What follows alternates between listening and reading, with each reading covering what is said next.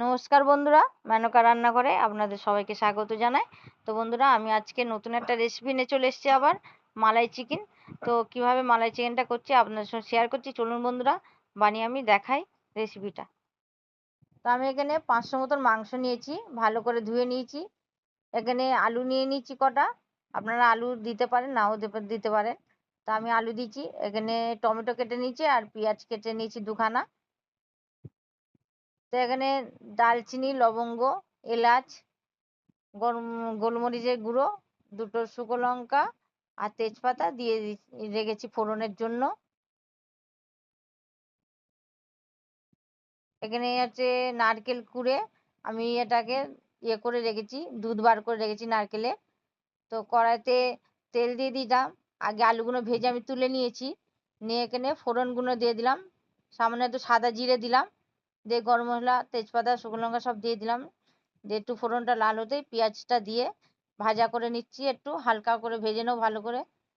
নিয়ে এবার নুন দিয়ে দিলাম, স্বাদ মতন পরিমাণ মতন নুন দিয়ে দিচ্ছি, যাতে পেঁয়াজটাও নরম হয়ে যাবে আর খেতেও ভালো লাগবে। তো এখানে টমেটো দিয়ে দিলাম, দিয়ে একটু নাড়াচাড়া করে নিলাম। নিয়ে মাংসটা দিয়ে দিলাম, ধুয়ে রাখা মাংসটা দিয়ে দিলাম, দিয়ে ভালো করে নাড়াচাড়া করে নিচ্ছে এইভাবে। মাংসটা একটু ভালো করে ভেজে নেবো। এবার ভালো করে ভেজে নিয়েছি। এবার আমি দিয়ে দিচ্ছি এর মধ্যে আদা রসুন আর শুকনো লঙ্কা বেটে নিয়েছিলাম, বা কাঁচা লঙ্কা বেটে নিতে পারেন। তো বেটে নিয়েছি কাঁচা লঙ্কা, নিয়ে আমি একসঙ্গে মশলাটা দিলাম। এবার আমি হলুদ দিয়ে দিচ্ছি, কাশ্মীর লঙ্কার গুঁড়ো দিয়ে দিলাম, জিরে গুঁড়ো দিয়ে দিলাম, দিয়ে ভালো করে এটাকে কষে নেব। কম আছে এটাকে ভালো করে কষবো, ঢাকা দিয়ে কষে নেবো এটাকে।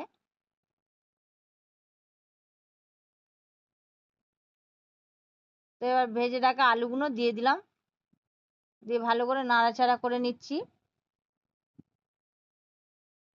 নিয়ে এবার ঢাকা দিয়ে এটাকে কষে নেবো। জল দেবো না এখানে এখন, কম আছে দিতে হবে। তো দেখুন কম আছে, মাংসটা কষে গেছে, সিদ্ধ হয়ে গেছে, আলুও সিদ্ধ হয়ে গেছে। এখানে আমি নারকেলের যে দুধটা করে রেখেছিলাম, দুধটা দিয়ে দিচ্ছি, দিয়ে দিলাম। দিয়ে এবার এটাকে একটু ঢাকা দিয়ে রাখবো, যাতে একটু ফুটে যায়। এমনিতে সিদ্ধ হয়ে গেছে, আর একটু ঢাকা দিয়ে আমি রাখবো। এখানে একটু চিনি দিয়ে দিলাম, একটু সামান্য চিনি দিলাম, 2 চামচ মতন। দিয়ে এবার ঢাকা দিয়ে দিচ্ছি।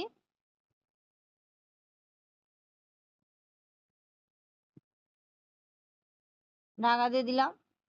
তো দেখুন ঢাকা দেওয়ার পর আমি খুলে দিয়েছি 10 মিনিট বাদে। তো এবারে পরে মাংসটা হয়ে গেছে, ঝোলটাও কমে গেছে। গরম মশলাটা দিয়ে দিলাম, দিয়ে এবার নেড়ে চেড়ে আমি নামিয়ে নেবো। তো নামিয়ে নিয়েছি। যে সকল বন্ধুরা আমার ভিডিওটা দেখছো, তাহলে পুরো ভিডিওটা দেখার রিকোয়েস্ট করলাম। আর বন্ধুরা, রেসিপিটা কেমন হলো একবার কমেন্টে একবার জানিয়ে দেবেন, একটা সাবস্ক্রাইব করে দেবেন আর একটা লাইক করে দেবেন। তাহলে এখনকার মতো আবার এলাম, আবার নতুন ভিডিও নিয়ে চলে আসবো আবার। নমস্কার।